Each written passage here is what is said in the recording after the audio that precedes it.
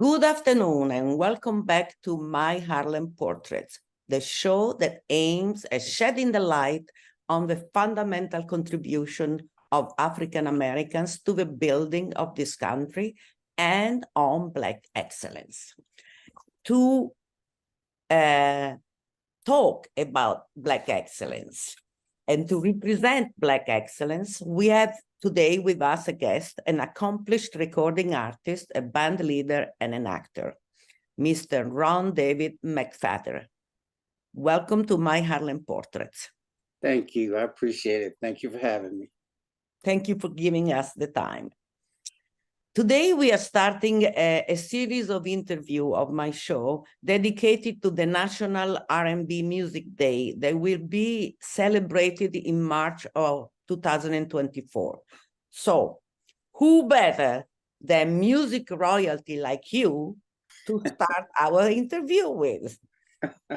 Because when your mother is Ruth Brown, who is the queen of R&B, your father is Clyde McPhatter, founder and lead singer of the original Drifters, and your uncle is the one and only Little Richard, all the three inducted into the Rock and Roll Hall of Fame.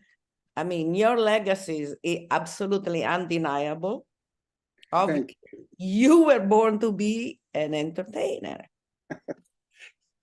But how difficult, or maybe not, has it been in your life to live up to such legacy? You know, that's a very good question. First, it hasn't been hard in the fact that I didn't know that my parents and my uncle were famous. They were just, I had no idea. You know what I mean? It was just Uncle Rich and Mom and Dad do this. It was never like, you know, walking around with a crown and stuff. None of that happened. And it was just all of the people that were friends and uncles, Jackie Wilson, Sam Cooke, the Temptations. You know, this was just what I thought was normal. And that's what they all did. Everybody was into music. So I just naturally fell into that because that's what I heard and was around all of the time. And what I didn't realize is that I was around some of the legendary, you know, record-breaking artists who I just thought were family or close friends. So in that aspect, it hasn't been hard. What's hard is in my own mind, what I put on myself to live up to them, you know, or try to represent it correctly. You know, my mom would open a door, you know, she said, I'll open the door, but you have to walk through. And once you get through, now it's up to you to present. Nobody, every famous person in the world has a relative, you know, but that doesn't mean that they can do what they do, you know. So she told me that if I'm going to do it because I love it, not because I'm trying to make money or be a star or any of that crazy stuff. If that's what you feel in your heart, which is really what drove them to be such great artists, is that it just kind of, that's what you feel, you know. You don't have a choice. You feel that's it, that's you. Yeah, it's just, whenever I hear music, I hear my own little version of it. I was like, oh, if I had written that, I would have done so-and-so, you know. Smokey Robinson sang it that way, but I would have did this, you know. I mean, that's what creative people do. You take something and you try your best to figure out another way of doing it, which is just, like I said, it was just part of my makeup because that's what I was born into. And they never acted any differently than Mom and Dad. If I did something crazy, you're on timeout, you're in punishment, you know, don't make me kill you, that type of thing. So it was pretty normal, you know. So I had great family, relatives, cousins. We all stayed together, you know. It was like if we were at one aunt's house, you know, you lived at whatever. So if I acted crazy at my aunt's house, my aunt would call my mom, and I knew I was going home to get killed. So they kept us in line. They kept us in line. I mean, it must be wonderful because I love music and I wish I could sing, but I cannot sing at all. So that for me was always my great regret in life. Why can't I sing? So it must be amazing to come up in such a family and have a voice for it. Because it's not bad that you were supposed to have a voice, right? Well, I'll just say my chances were better because my mom and my dad on both sides. You know, you can have one parent that has a great voice or the other, but I kind of got lucky. I got 2 for 1, you know, and so Yeah. chances that I could make it singing were better for me than normally. Yeah. So I'm happy about that. You are the founder of Clyde McPhatter Drifters featuring Ron Davis McPhatter. And you've been performing all over the country. You told me that you just came back from a tour and you're going on another tour. Tell us a little bit about your life. I try to do as many different things as I can. You know, you try to take advantage of whatever talents you have. It's a very hard business, you know. So my mom and dad used to say, the more irons in the fire you have, the better chance. So I tried to sing, dance, do music, play keyboard, whatever I could do that could help you promote your career. So trying to take over and do the legacy of my father's music, that's how I created CMD, which is Clyde McPhatter's Drifters. And there are all these people that always claim to be a drifter or whatever, and good for them.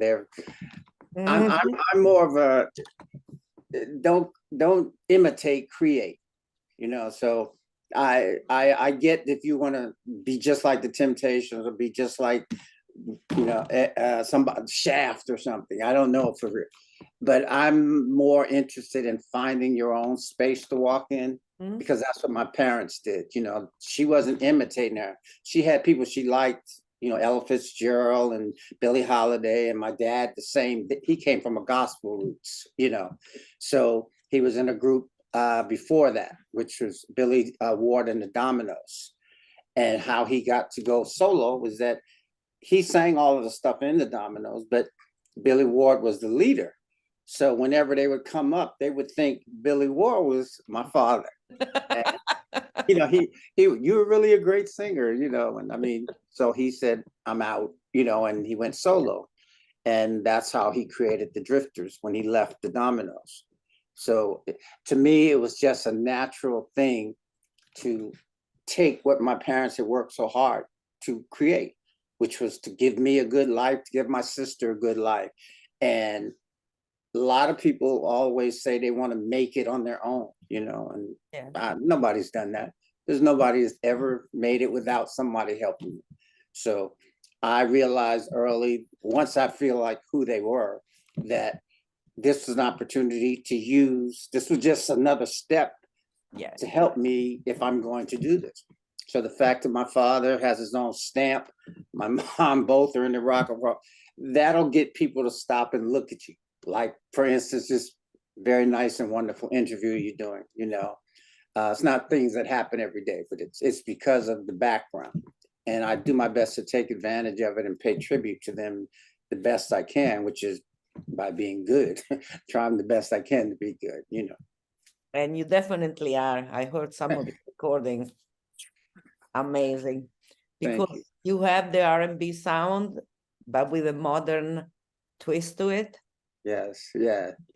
I suppose that's what you meant when you say people are imitating.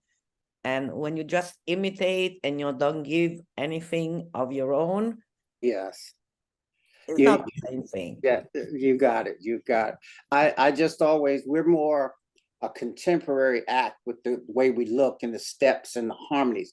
They're different than the way my dad did. But I took the classic songs and updated them. In fact, it's kind of like the reverse of what Bruno Mars does. He's taken new song, but he made the look like they're old school 1960s with the Silk Sonic and all of that. It's a great idea, and he's so talented. But that's the same thing that we do, only in reverse. I take my father's older songs, give them a little updated, more grooves, new steps, and type of look, GQ look with us, and we're doing well. We're doing well, so I can't complain. Tell us about your next tours. So if our viewers are around your area, they can go and see you. Okay, I just did a show which is the YouTube Theater here in Los Angeles, which is part of the $5 billion SoFi Stadium that the Rams and the Chargers play at. So we had a big soul fest there with Rolls Royce and Al Hudson and One Way and Zap, and it was just amazing. And then we just came from the beautiful Alabama Theater, and it was with the Platters and the Coasters. So that's amazing, because you're really, the YouTube Theater is huge. It's like 6,000 people. Oh my God. But that's the top level of everything, and everything. So we're headed back to South Carolina to do the Alabama Theater again very soon, and New York, but when are you coming to New York? We're supposed to do that in 2 months. We're working on it now, but a lot of times when people add shows, it's not until the paperwork is signed you finish. So but let us know when you come, okay? Are you okay? I will. Absolutely. I want to come and see you, and I will want be my guest. You be my guest. Be my honor to do that. So you are also an accomplished recording artist. We just talked a little bit about that, but tell us more about, for example, one of your singles is titled "I Want Your Loving." Yes. And our viewers just saw it before we started the interview, and I think it's fantastic. Thank you. Tell us about this, the recording process and so on. That must be exciting. Well, as a writer, that's about as personal as you can get.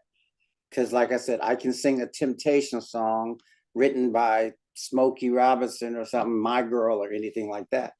And having a voice that people like, I can sing my mother or my dad's stuff. And they're basing you on your performance and your talent as a singer. But it's different when you can write something and put music to it and people go, man, I know what that song is. That I like that.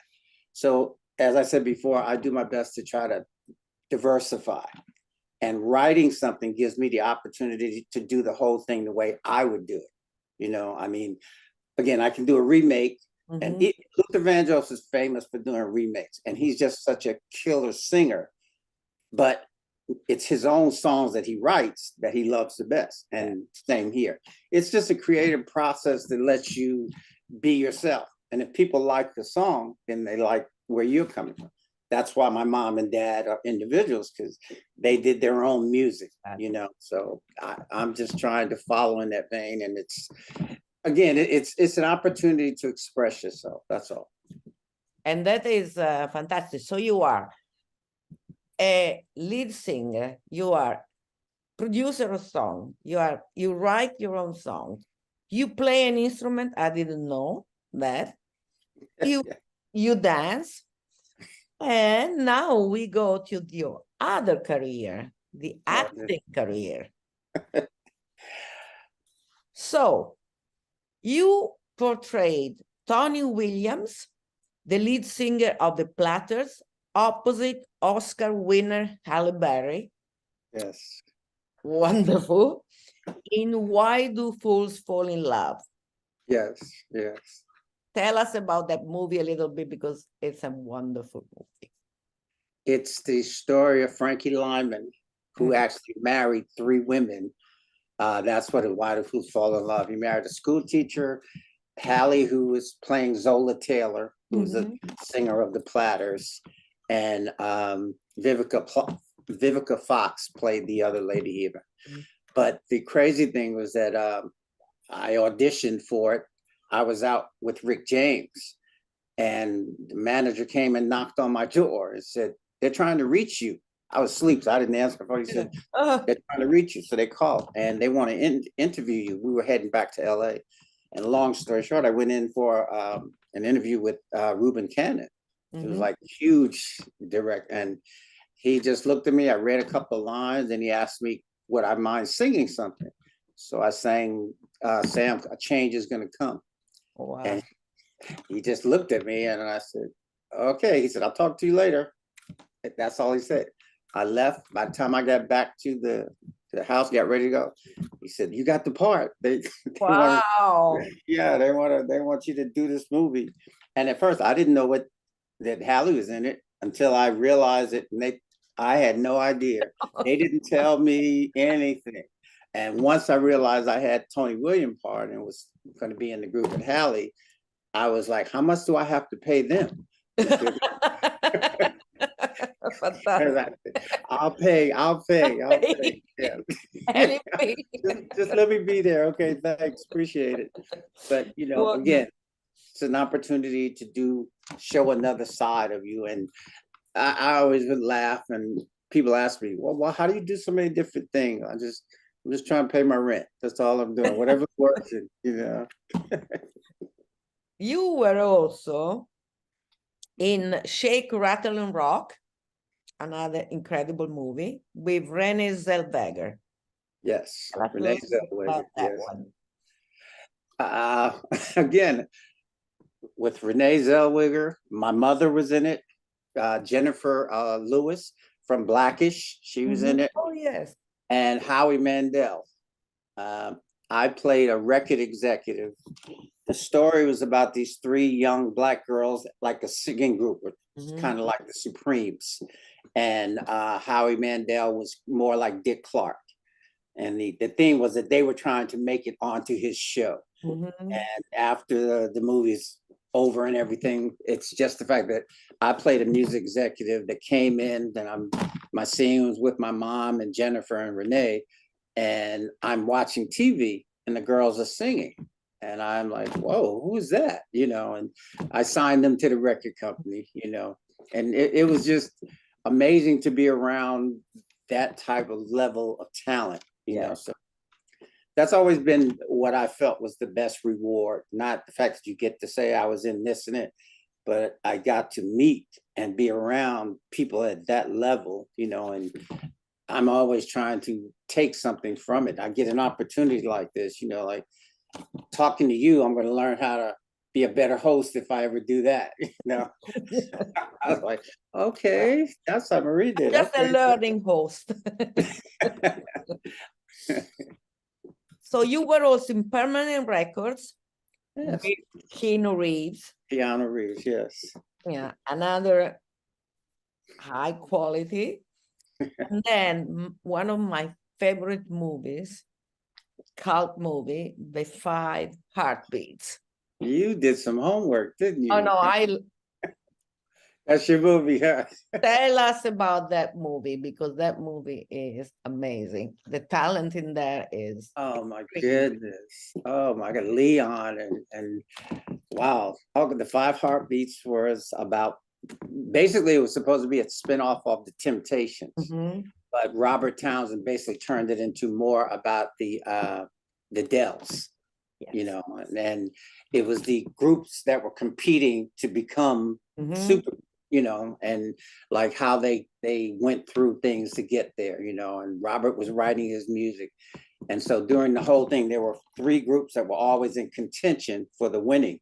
And that was 5 Heartbeats, Us, which was Flash and the Ebony Sparks. And there was another group, Bird and the Midnight Falcons. So he's the one that they were hanging over the terrace, Big Red. Oh, yes. Oh, my God. Yeah. My office hours are, it was just amazing because truthfully, I was friends with Robert. We used to play basketball and stuff. Denzel too. We would North Hollywood High. We would just Lawrence Hilton Jacobs. You know, all of us were just in that same group that they would try out for movies or you know, being supportive of each other. You know, so that was the amazing stuff, because there were scenes in it that he directly got from my mom and stuff. Oh, Where wow. where they back in those days in South, they stopped them and made them get out of the car to prove that they were musicians, and they had to play their instruments on the Oh, side my of the road, God. you know. And that happened with my mom, and everybody played their, you know, instrument, drummers tapping and guitar player. And my mom was feisty, so she wasn't having it. And the man took out a gun. Oh, It my was God. the sergeant or whatever, the policeman. He said, "I don't see you doing anything." And she said, "I'm the singer, you know, and then let me hear you sing that." And it was just those type of things. And that's, Robert wrote that into his movie. You know, there's a lot of things like that that happened that Yeah. today people would be like, "Oh my God, that would never do happen." I wouldn't have that happen. Different times, different way of dealing with things. But that's what they went through so that we can have it better, you know. Yeah. So Thank God. yes, It's yes, not, you it's know. still not good in this country, but Oh no, no, no, no, no. It's better than it was, not as good as it should be. Absolutely. You know. exactly.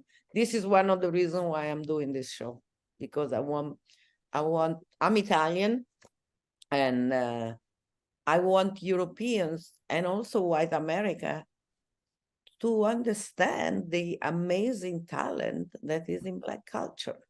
Yes. Because you know, the stereotypes are those that come across easiest. And we need to know the real thing, the real Right. story, and the real culture is very important. So let's go to National R&B Music Day. Right. What is considered, according to you, R&B music? It's funny. Actually, it's Black music. It started out with the grooves and the beats, drums and stuff. And there was always race music is what it was called, my mom. And it was more than, if it wasn't Pat Boone singing my uncle's songs like Tutti Frutti and all of that, my uncle Richard did, but they wouldn't put it on radio. And Pat Boone or Patsy Cline would come in and redo one of my mom's songs or one of Richard's songs, and it'd be a gigantic hit. And that's because they didn't want to play that on the radio or let them know it was Black artists. And as time gone on, it started becoming labels. You know, it's country music, it's opera, it's this, it. And rhythm and blues came from the soul of Black people and how we felt. You know, there was this rhythm, and it was usually brought out because of the trials that we were, the blues. Like B.B. King said, you know, you're singing the blues, you know, and it basically what the name implies, you know. It's music that came from our experiences, in my opinion. And you know, you do the best to try to think. Funk music, soul music, disco, whatever it is. People have to have a name. Me, I'm more like, if I like it, I like it. You know, opera to country music, whatever. It's, if it sounds good when I hear it, I'm good with it, you know. But R&B was a label that was placed on it, actually from what was it, RCA Records. Yes. Back in the 40s. Yeah, that's where it started. Or they gave it the name originally. Jerry Wexler, right? He was Yes. one. He was Yes. I just saw, well, a couple of months ago, I saw this show, off-Broadway show here, which is called Rock and Roll Man. And I didn't know anything about that. But that's exactly what you're talking about. Yes, yes, yes, absolutely. He was the one who started to play Black music on white radio stations. The DJ, yes. Yeah. Why am I slipping his name? He had all the big shows to travel Yeah, around. I can't remember his name right now. I am blank, but I didn't know about him, and it was fantastic to learn about it, because exactly what you said, it was called race music. So it didn't go. And all the white artists, they copied, they redid your songs, and then they became famous.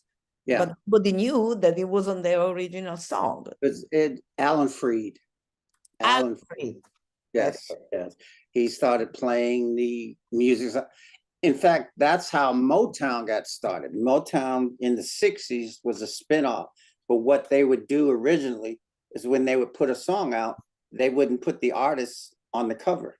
It would be some romantic thing or whatever, and let the audience listen to it first, and they like it. Marvin Gaye, Stevie Wonder, and then all of a sudden they would slowly break in because, you know, of what was race problems during those times. 60s to a lot of people, different people, when they listen to it and go, oh, I love that song. That was a great song during the 60s. So I'm like, yeah, but that wasn't a great time for everybody. You know, I mean, my mom and father had their name playing Vegas, had their names up on the marquee, like 80,000 feet tall, but they weren't allowed to come in the front door or eat at the restaurant. You know, it was just, I don't know. It is what it is. So the trials and tribulations they went through, you know, is just that. Because my mom started the Rhythm and Blues Foundation. Like Star created the Rhythm and Blues Day. Yes. November, I guess she really started working on it November of 2021. And the first celebration of it would have been the first Saturday of March 2022. And, you know, it's a musical celebration across the country where all of these get together to play music, what they think, how individually they want to honor this music, you know, which has led to rap music and hip hop. And it's all spin out from rhythm and blues and just Black Afrocentric music. It's really all it was, you know. This is a fantastic thing to do that, because one of the reasons that Star said is that there was no R&B day. There is for all the other genre of music, but not for R&B day, right? Right, absolutely. I mean, they, you know, and there's all kind of awards and stuff, country music awards and everything. And and it's funny, people don't even seem to realize that. People have been upset when people say, hey, let's have Black History Month. And they're like, why do you need a Black History Month? It's like, well, because every other day is your history month, you know, like years. So what is the problem of looking at the contributions that certain people have made? And it's obvious. I mean, especially coming from slavery and all that type of stuff. It's just, you take 2 steps forward to take 2 steps back, or however that saying goes. Especially. But, yeah. Yeah, now, absolutely. Going back a lot. Yeah. Well, and what it was is that even then the artists didn't get their right pay, you know, from residuals and stuff. And my mom was one of that happened to, because things weren't always great for us. Her records on the radio, but, you know, financially we weren't doing what should have been done. And she fought it and she won. And to make a long story short, that's how she created the Rhythm and Blues Foundation, to help other artists that were in the same situation she was in. You know, she could have just taken her money and I've got mine and I'm thank you, bye. And she wouldn't have that. She wanted everybody that deserved it and hadn't been treated fairly to have the option. So my family and my mom's nephew, he's on the board of directors. He's the chairman, Damon Williams, and we still help people that need money for rent and food and whatever. You know, we give grants. The rhythm. It's fantastic. So it's a good thing. You know. That, you know, you're giving back.